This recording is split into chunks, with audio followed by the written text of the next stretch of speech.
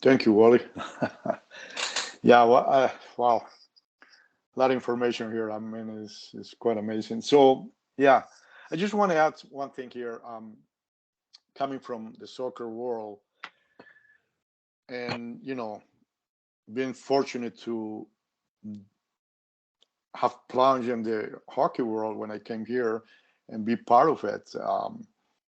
I think we need to understand that there's so much out there that we need or we can learn from it, not only from hockey but other sports. And I think if we go back in time, the first ones, the Russians, Soviets were the first one to, and I would say the Swedish and the Finnish and all these sort of countries had the opportunity to deal with that, because a lot of I know, I mean, I read the first books from Tarasov, and when I started learning hockey, I got my hands on every book I could about hockey, skating, Howie Meeker. I remember Jacques Lemaire, all these guys, how to skate and so on.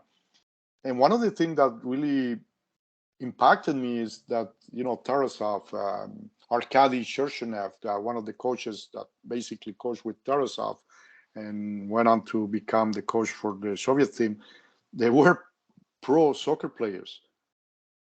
They were very knowledgeable about, I mean, they were soccer and they play bandy and they play hockey. And I will honestly say, I think they play basketball and all other sports. And one of the maxims of Tarasov was, we need to learn from other sports.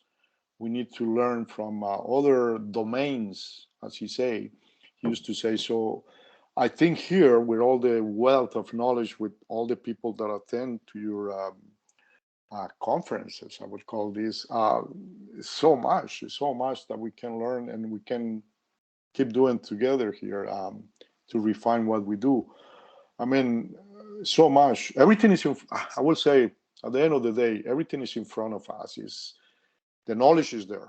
And we need to take it. We need to sort of refine it, organize that somewhere, so we can teach also ourselves to how to get this and refine what we do. I mean, we are at the prime of our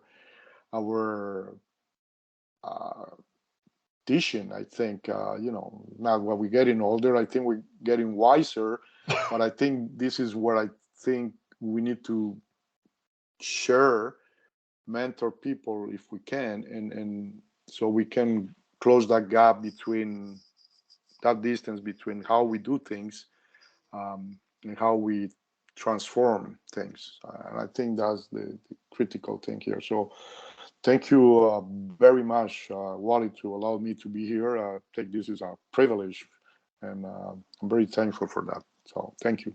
John, when you said Tarasov, learning from other sports, and it's related to Dean's research and Tom's idea of games. Yes. More important than the speed of foot and the speed of hand is the speed of mind. Yeah. And that's right now. We haven't allowed the mind to be a part of their growth and development, just like in education. We teach great memorizers. We don't teach them how to think in education. And we certainly have work to do in playing a sport and allowing them to think, because these young people are so bright, generation, whatever Z it is, so ahead in what they see, know, understand, interpret, that we may not be ready to coach them unless we listen to them and let them think and let us know what they think and understand. So questioning is really critical for the coach today.